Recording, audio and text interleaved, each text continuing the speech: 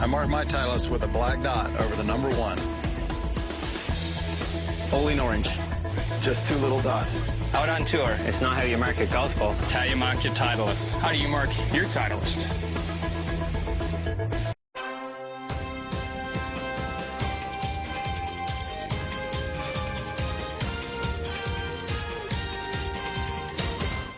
As the sun rises Friday at the quarterfinal round of the U.S. Amateur at Pinehurst, there was one clear favorite left in the field. Danny Lee, the Western Amateur champ who recently finished tied for 20th at a PGA Tour event, advanced to the Final Four with another dominating victory. I played those tournaments really good, and I won the Western Am, and I played really well at Wyndham. And I learned so much about golf from the Wyndham last week, and I played with the great golfers in the PGA tournament. The New Zealand native hasn't slept in his own bed in more than 3 months, so we wondered, would fatigue be a factor? A little bit, and it's starting to getting some injured and having problems with my body, so I think I'm gonna have some rest after this. Lee will meet up with Patrick Reed in the semis.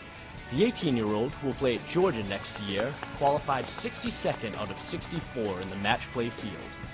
That was nerve-wracking. I mean, especially after going out the first round and putting a decent round of 1 over, being in fine position, but then actually coming out and playing not so great around the next day and having to actually sit there and worry about that cut, keep moving up. I mean, I'm just thank God that he actually let me make the cut and come into the match play. I mean, I'm speechless about it. I mean, I've just been taking one hole at a time, just been hoofing along with my dad who's on the bag and just hitting great shots and just having fun out there, and whatever happens, happens. And it's led us this far so far, so hopefully it continues.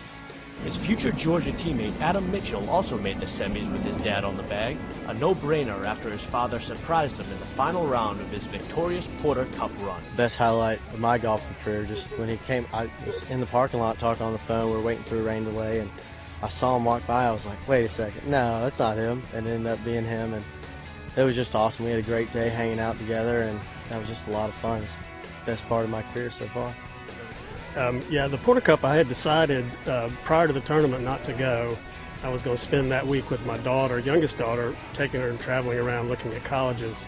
We went to Cincinnati on Thursday when he played on Thursday, and then drove back to Chattanooga Friday night, and that night after seeing that he was tied for the lead, I said, gosh, I just can't miss this. I've just got to go. So took a flight from Chattanooga that next morning, Saturday morning, left at 6:30, landed in Cincinnati, and then a flight on to Buffalo. Arrived 30 minutes prior to his tee time. Still, I was going to surprise him, and he actually found me first. He saw me shortly after I'd gotten out of the cab and came running over and said, "Hey, what are you doing here?" And so it was really, really a good surprise, and it was the most fun I've ever had on the golf course that day. I said, gosh, this is the best. I mean, I would have kicked myself if I hadn't have made that decision to go, and I was so happy that I did. And I said it was the best day on the course I'd ever had, but yesterday and again today, I think both these days top that. I mean, this is even better. Derek Fathauer dispatched 3 top-notch golfers in his trip to the quarters, twice going to extra holes. But on Friday, he simply ran out of gas, and Drew Kittleson was there to pounce. I've driven it well this week, and I usually hit it farther than the other players, so I've been able to, strategize from after what they do and depend on how to be aggressive or not be aggressive, and it's been able me to, work out well, and I putted well this week too. So, what were Drew's expectations coming into this event? I mean, I guess you always want to win, but I was just looking to play well and see how far I could go, but I guess the goal is to win every time. That'll do it for our quarterfinal coverage.